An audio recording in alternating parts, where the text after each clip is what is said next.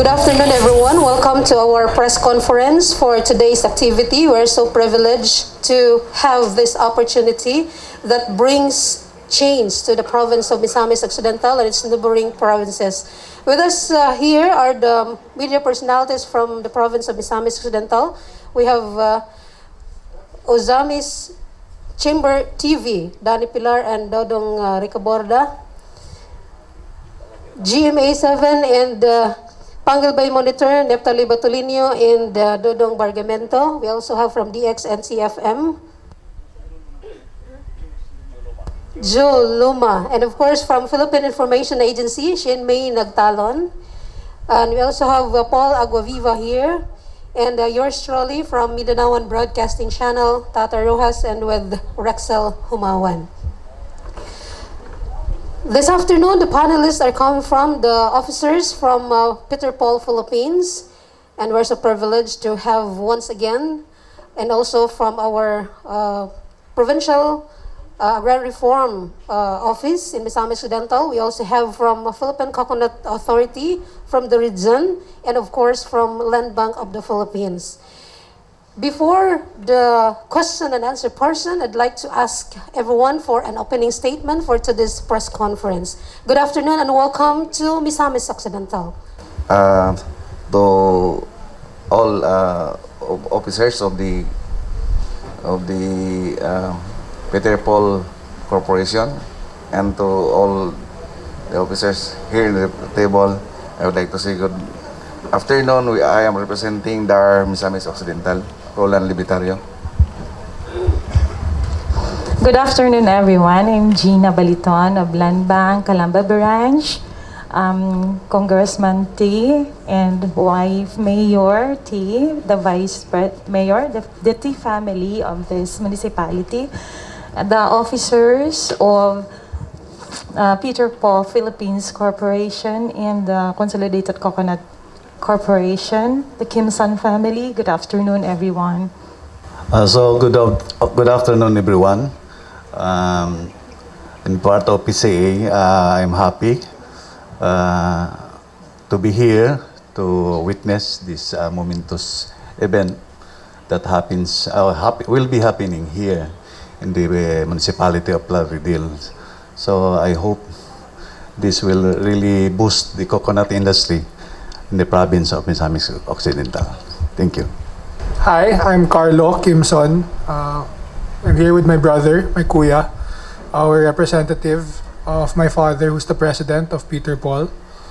We're really looking forward to starting up here and growing our business and growing all together with you. Hi, I'm Bambi Pavon. I'm the consultant of Peter Paul. And to the distinguished guests from the Department of Agrarian Reform, Land Bank, and PCA, and to everyone, good afternoon. We're honored to be here. We're all excited to operate the third plant of Peter Paul. And by the way, for the information of everyone, we are celebrating this year the diamond anniversary of Peter Paul Philippine Corporation. And that's on June 29, 2021, is the feast of St. Peter and St. Paul. Thank you. Hi, I'm the architect and contractor of the building. We'll be starting in a few days. I'll be staying here until the plant is finished. Yeah, good afternoon. My name is Froilan Villanueva, and I'm the Assistant Vice President for the operations of Peter Paul. So thank you very much to the to Congressman, to the LGU of Plaridel, and to all the constituents ng Plaridel. So we're excited to start. Hopefully, we could move past so that early next year, hopefully, we could start our operation in this area. Thank you. All right, thank you so much for that opening statement. First to ask question is from the Office of the President, Philippine Information Agency, Shane May Nagtalon. Good afternoon, sir, ma'am. A question to the Peter Paul owner. Sir, can you tell us more about the integrated coconut processing here in Plaridel? So yeah, we plan to start right away, and we already have 2 factories, as we said, one in Candelaria and one in Sorsogon.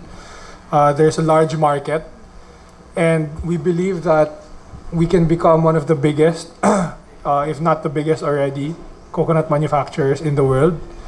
And here, of course, with the help of Kong and everybody in Plaridel, we plan on starting right away and having a line for dried coconut, and hopefully in the future also for what we had, coconut water. So we plan on making it a full-scale project. Thank you, sir. Sir, for my question to PCA, what are the programs and projects during this time of pandemic? So katong sa distribution nga gihatag sa Tanggob, sir. Yes. Apil ba misok ato tanan? Thank you. Thank you sa imong question. Actually, kaning among distribute nga SAP ang gito ni siya. Sa kuan siya whole of the approach sa Department of Agriculture ang funding ani. And we only receive here in the region, we only receive the list. Meron ng listing from central office. So ang amo na lang ginabuhat is to validate if this person shortlisted is still alive. And kasi we have also qualifications. So we have to validate, and then if it is already validated, then they will be qualified to receive the social amelioration package. So in the entire Region 10, we have a total of about 32,000 farmers, coconut farmers. These farmers are those owning only half hectare to 1 hectare of coconut land. So yun ang initial package. And here in Misamis Occidental, I think 8,000 plus coconut farmers were shortlisted. So we are still ongoing our activity, but then we have a very short timeline because we are only given up to the 21st of this month, because after that the fund will be withdrawn. So that's for SAP. Thank you.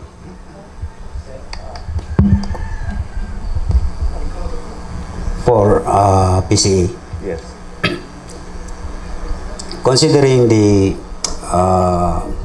advent of Peter Paul Philippines, we need to have a great supply of coconut.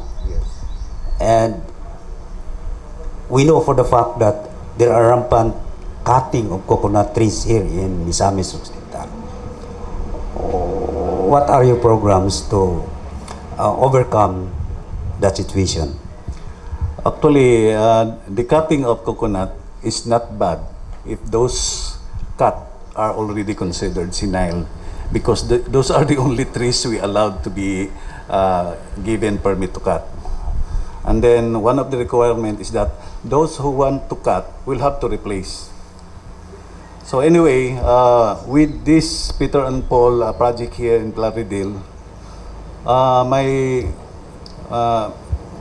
my long-range plan is to set up a coconut seed garden, because that's the basic, to provide good quality planting material that would meet the standard of Peter and Paul. So we have initially talked with the good congressman to put up a 20-hectare seed garden to be planted with Baybay-Tol. So I already challenged him to make the area ready, because the planting material is also ready in Bukidnon. And so that's the long-term plan. And then of course, to increase production, the easiest really method to increase production is to apply fertilization. Of course, using salt because it is a natural compound, so organic. Okay, no, we have no problem with our international compliance. So, because utilization of salt, we have already tested it. Talagang tataas yung kwan. Yung namang massive cutting, actually, Misamis Occidental is one of the biggest contributor to our fund in the RA 8048 or the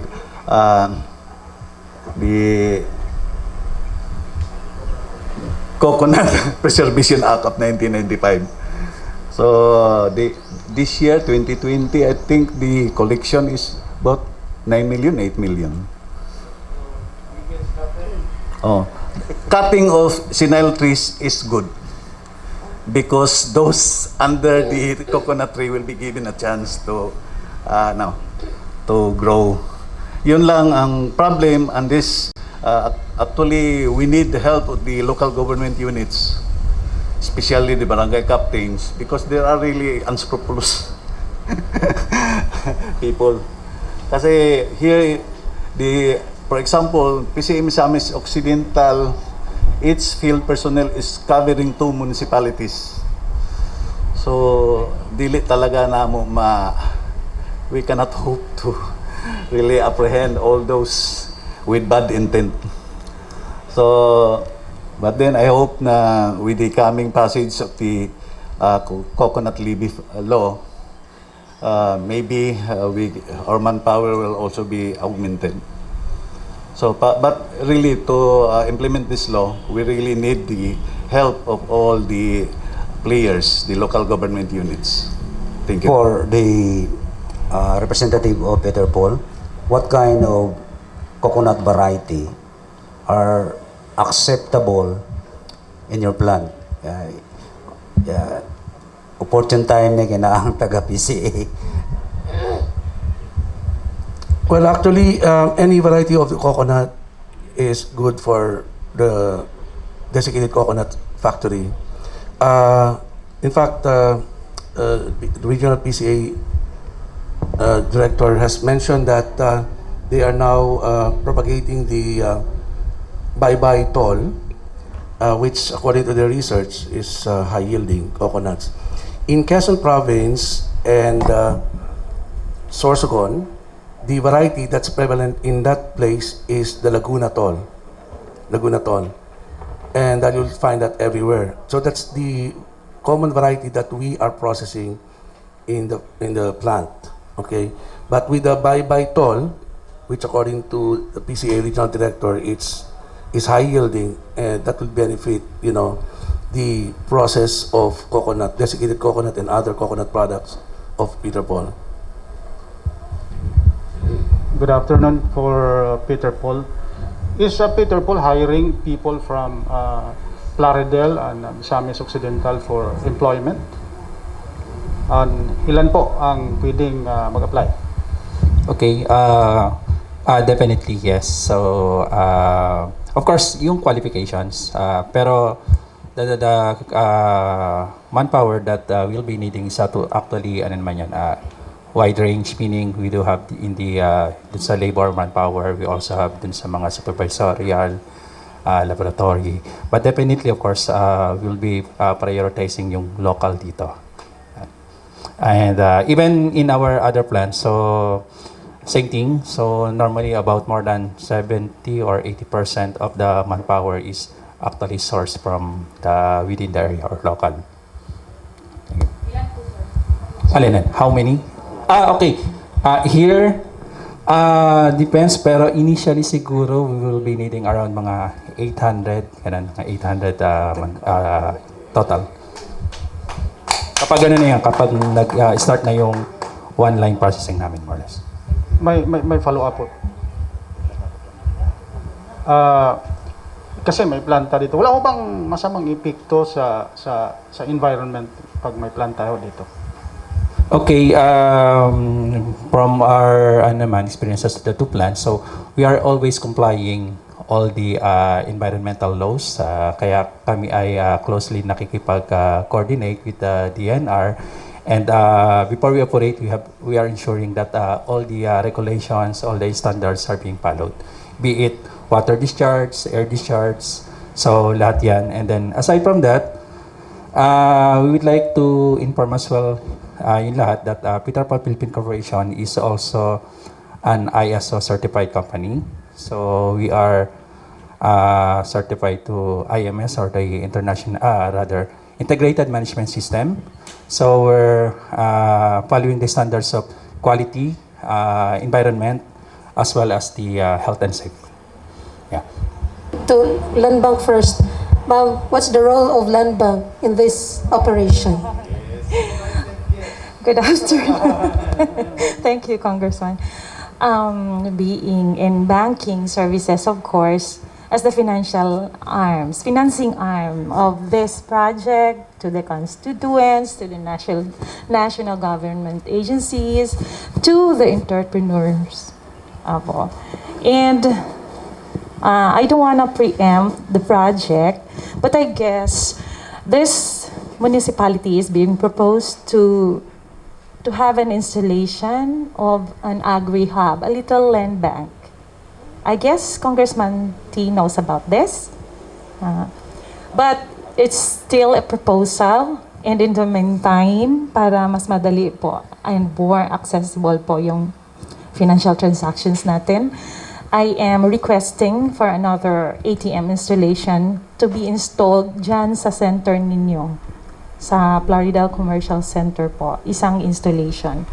And the project will be, I hope the building will be finished by the second quarter of this year. I have already coordinated with the municipal engineer of Plaridel. Mayor Wright, did he already ask for a budget? I believe so. So for the farmers, I know PCA can very well take care of that. Kaya marami silang mga grants.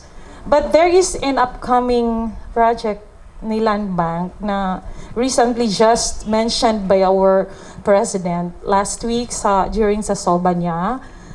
It's called Rapid Growth for individual farmers, coconut farmers. But I don't want to preempt also because there's no guidelines yet. I cannot talk further about that. Thank you. Okay. For no, I'm sorry. And there will be, of course, the the Peter Paul Corporation has already approached us na dun sila sa amin, and we can very well take care of their financial transactions business. And we will offer them the payroll facility para hindi na mabigatan yung treasurers nila. Okay. Opo, thank you. Kay Paro, usa sa mga importante is the land conversion. How is it now converting this area into an industrial area, sir? Okay, first of all, I would like to thank the Honorable Congressman Jigo for inviting us and for the group of the Peter Paul to give us the share. No? Actually, our participation is on the initial stage, like when you secure the conversion, the application for conversion. And of course, our role is to inform, to give them the criteria and the guidelines how to apply for the conversion. I know for the fact that I think there's no problem that you will encounter because we are at your side, no, even there, and we are excited as far as that is concerned because this will help much, no, in terms of our the interest of our farmer beneficiaries, because farmer beneficiaries in Misamis Occidental are more on cocoa farming, and as of present we are even supporting cooperatives under there to venture, no, their products to other provinces, and they incur much, and in fact the DAR is giving them facilities like trucks so that they can economize the cost of transportation. And with the advent of this corporation, the cocoa processing, the DAR, not only DAR is happy, but our farmer beneficiaries. And with this, we'll promise our congressman and with the corporation that we will encourage all our farmer beneficiaries to do more planting, no, as far as coconut is concerned, because this is a benefit to them, no? That can source, no, the family needs, no, like food, clothing, and shelter. So kami sa DAR talaga nagpasalamat, no, by this project. Hopefully, and this will be successful, and we will have a counterpart, no, in the development of the project. Thank you. Okay, balikan ako si PCA. Sir, for the entire region, doon na nabatay. I'm sure na may database sa mga cocoa farmers. Now, with this plant, makasupport ba ang ato ang entire region sa gikinahanglan nila every day? And then, if in case for the entire region, unsay buhaton na to with the support sa mga LGUs, because sige naman taga-campaign nga, we need plant, kaya doon na tayo daghang raw materials. And the plant is here now sa itong buhaton. Actually,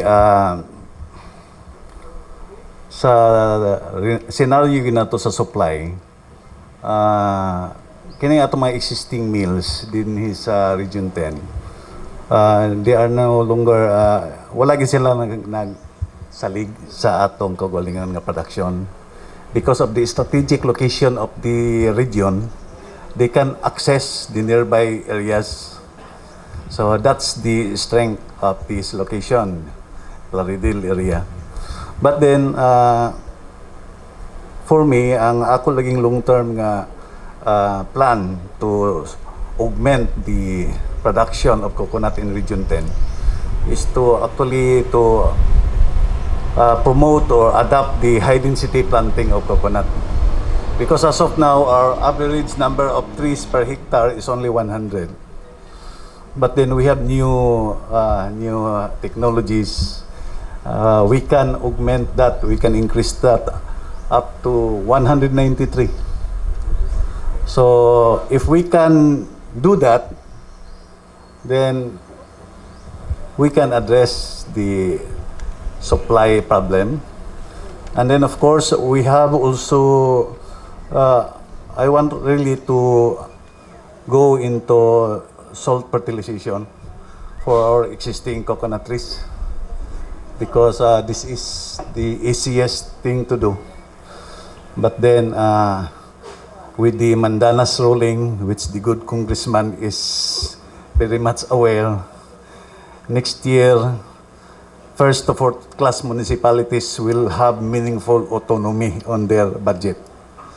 So sila na yun ang mag-prioritize on what to do with their coconut industry. Okay, we in the PCA will only give technical support and then download to them the technologies. We will be concentrating our effort to the 5th and 6th class municipalities. But don't worry, Congressman, kay we are really with you. Because this coming Coco Levy law, it's still a gray area, because once it will be passed, so we will have to craft yet the IRR. So I don't know what will happen yet. So yun lang. Implement lang ng high density planting plus fertilization, and then planting using good quality planting materials, and even actually below the 5 billion supposedly yearly budget from the levy, actually only 15% will be allocated to PCA for coconut planting, replanting, but using hybrids. We will just see to it that here in this area where you will operate, the hybrids that we will be bringing here will still qualify for your standards. So, yan lang ang support na ika-guarantee namin sa PCA. Sir, sa mga nagtanaw na minaw ron, sir, daghan na kay mga naglayog-layog na mga lubi. Yes. Is it safe to say nga for them to cut and replant? And then, katong mga lubi nga, murag wa na kayong bunga, ato ba silang mauhag nga, mag-abono sila asin this time, because while the Peter Paul is still building the plant, ready na pod sila by the time nga ready na ang planta nga mo gamit? Yes, actually, ang atong Coconut Preservation Act of 1995 o Republic Act 8048, gialaw ang cutting sa trees nga 60 years and above. Kaya considered na nagsinile, mga po nagtao. So, they only have to go to the provincial office with my provincial head, Mr. Bongcalio, and apply for a permit to cut. So, but then, those senile trees, those above 60 actually, kanang og fertilizer ni mo siya asin, ga-react gyapon na siya, pero dili na gyud siya as pareha ko sa ato mga tao. Senior citizen na dili ni gyud as good as the young ones. Bisa sa gabuno di na madala, sir. Di na gyapon, pero dili na gyud nimo ma 100% ang ilang. Okay, to Peter Paul, either the vice president or the consultant.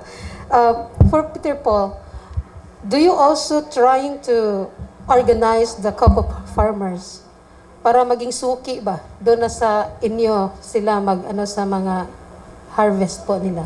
Or are you also having like yung mga kayo, may mga middleman or ano bang kailangan gawin para diretso sila makapag-sell sa mga harvest po nila?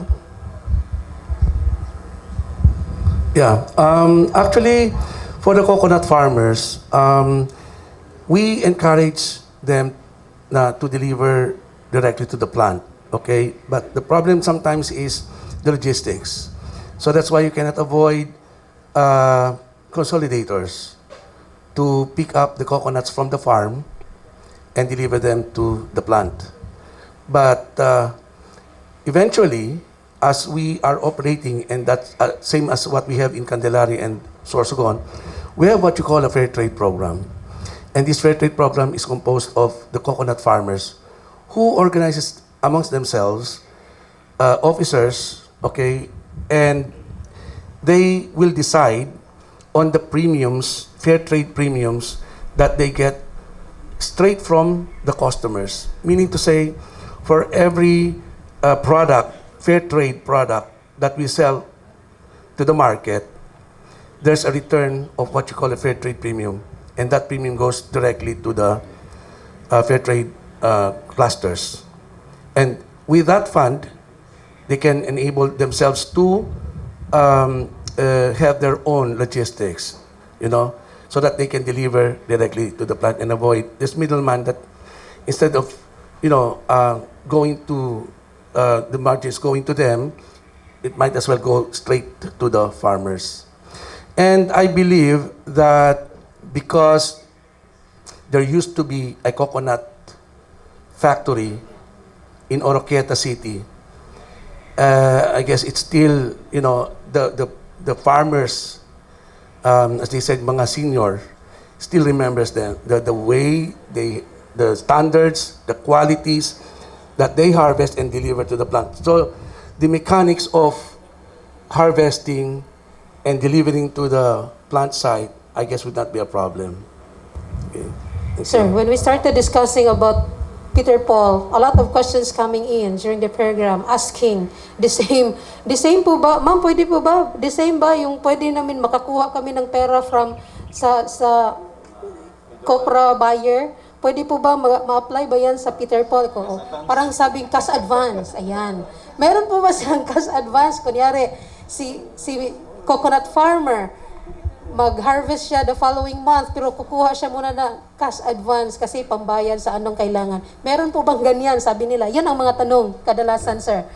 May cash advance ba na pwede si Peter Paul? Actually, that cash advance, ano talaga yan, karaniwan yan sa copra trading, because it takes time for the farmers to process the fresh coconuts into copra. But in this case, we buy the lubi, the whole coconuts, the whole matured coconuts direct. So from the tree, direct to the plant, the next day, you get the payment. So that's why I don't think you need to get a cash advance. For the copra, yes, because it takes time to process the coconut into copra.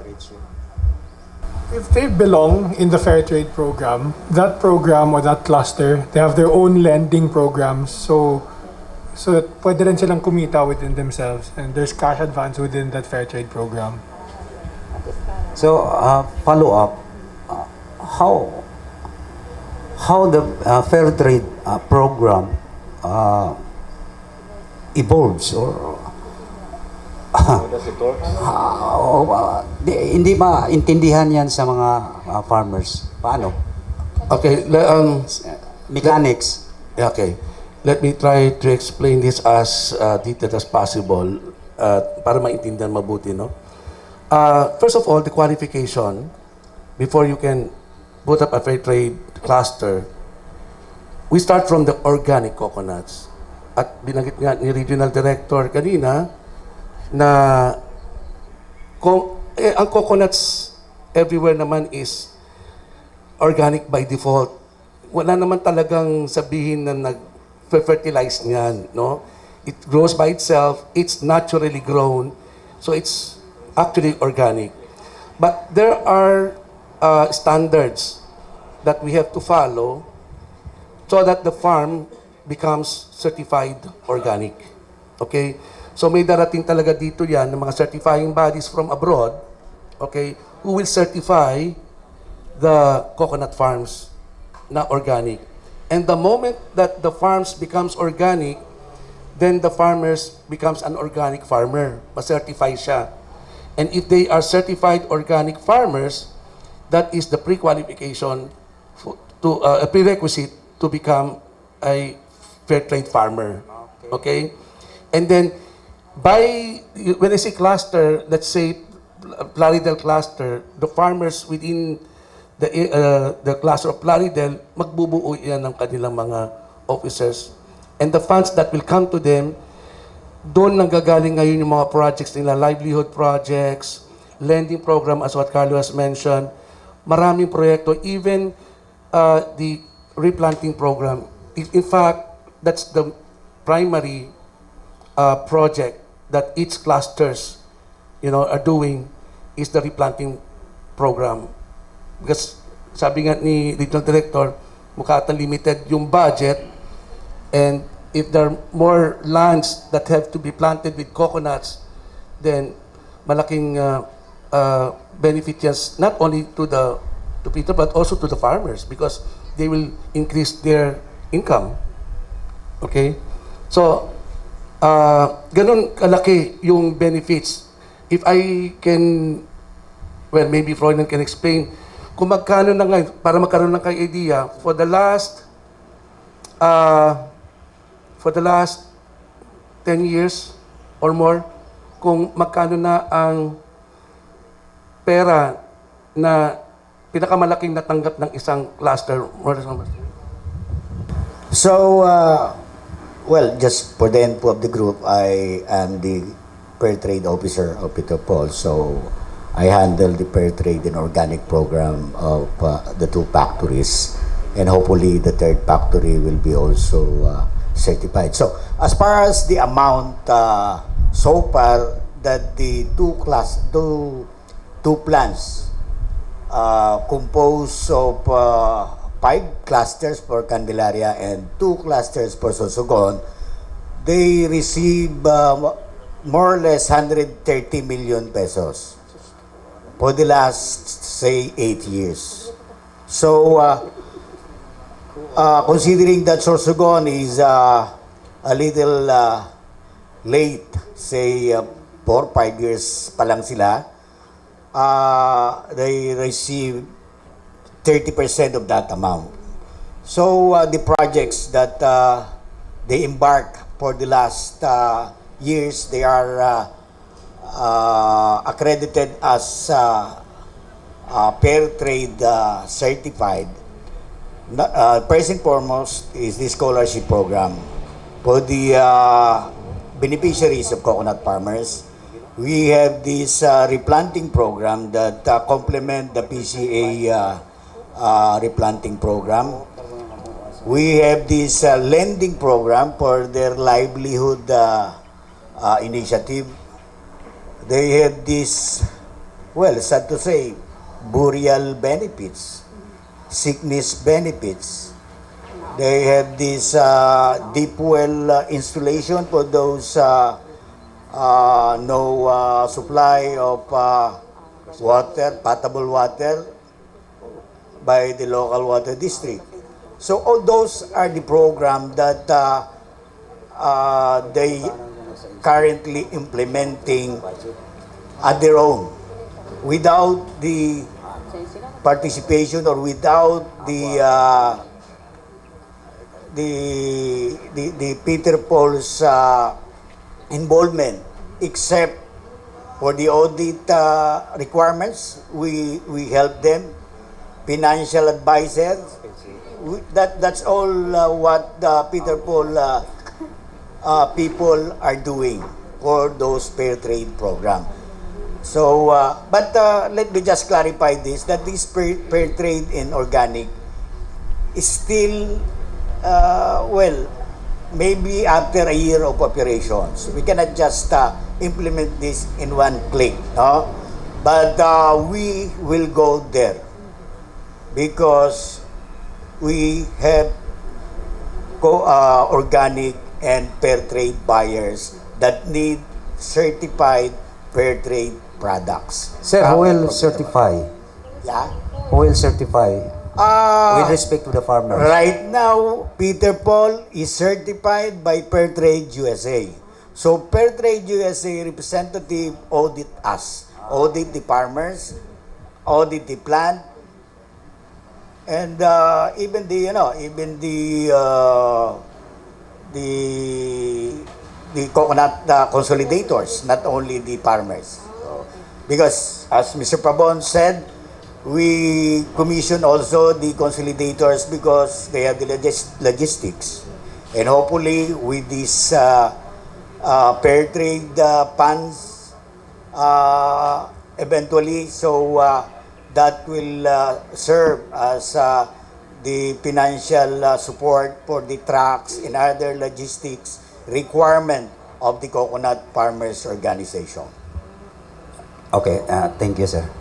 The owners of Peter Paul is asking because they are not too familiar with the amount of the. But I myself, so I just remember one for coconut water where the buyer is giving $90 per ton, correct? $90 per ton for every shipment of export of coconut water. For desiccated, that's I could not remember, but I don't want to speculate. Baka mali ako, no?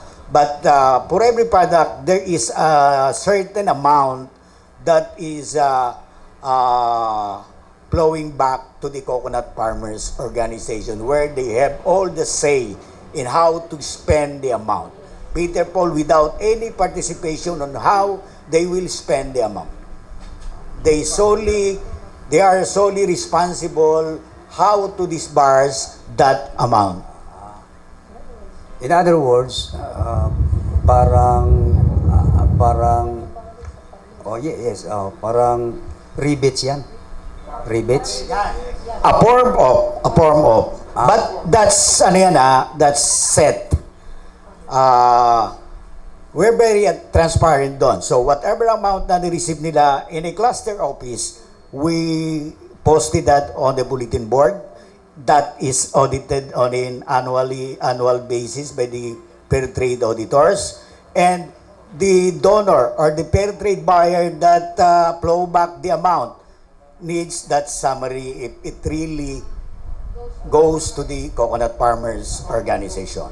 Okay. So, organization, it does not necessarily a cooperative.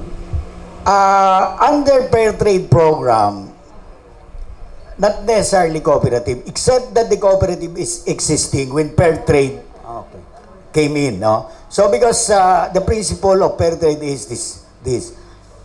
Do not get a single centavos from the members. In the case of cooperative, you have to shell out a certain amount, a sort of capital contribution. But in the form of fair trade, they do not want that magko-contribute yung coconut farmers. Okay. I'll simplify, sir, ha, para sa mga nanonood, sa mga nakikinig sa atin ngayon. Alright. Ibig sabihin, ang lahat ng mga cocoa farmers na maging suki ng Peter Paul Philippines, kahit hindi sila organisadong rehistrado, but they organize among themselves and certified as fair trade members, as a cluster. Kung ano man ang kikitain ng Peter Paul, merong babalik sa kanila po. Once certified sila in a fair trade system po. Hindi kikitain, but sale. Okay. Whether hindi kumita or the plant or the factory does not earn a single cent out of the transaction, but it is a trade, it's a fair trade sale, the farmer is entitled to a certain amount of fair trade premium.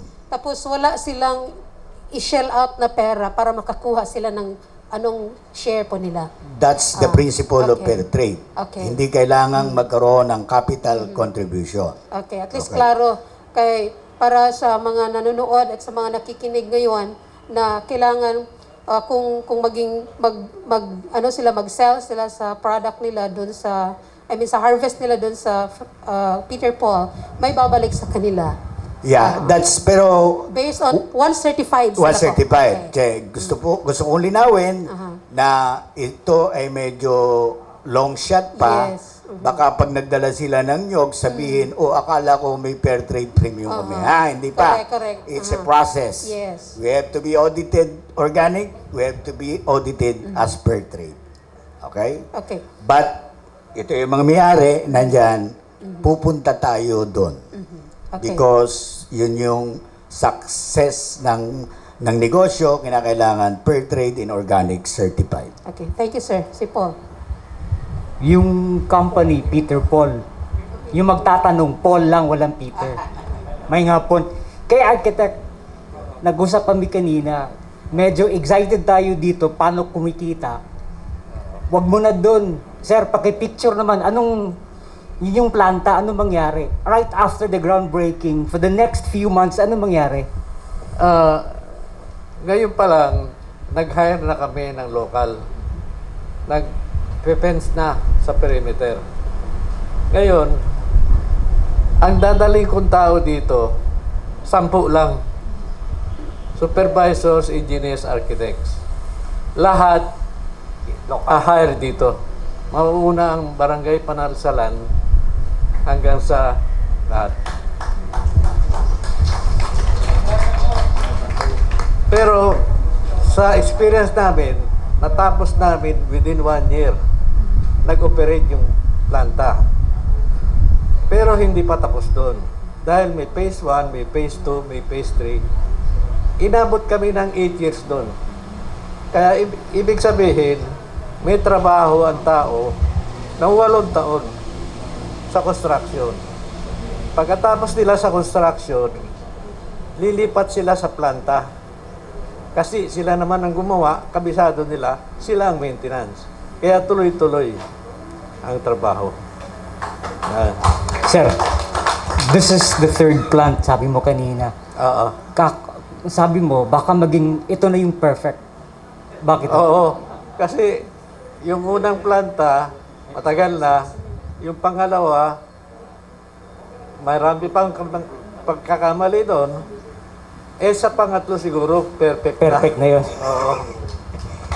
Sige. Kaya ito ang magiging ideal plant.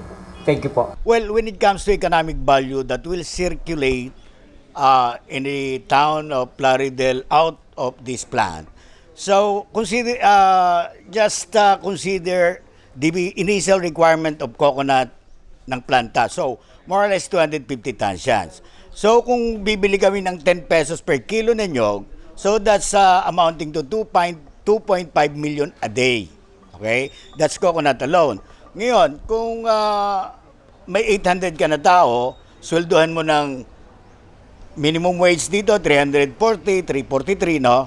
So, that's 275,000 a day. So, yun po yung economic impact dito sa atin. Well, meron pa rin ditong mga supplier ng mga office supplies, supplier ng mga aggregates, hardwares, and yung mga contract na ipa-farm out natin. So all those things translate to economic growth nitong lugar. Just provide clarity that we're really all in this project, and we really want it to be a success moving forward.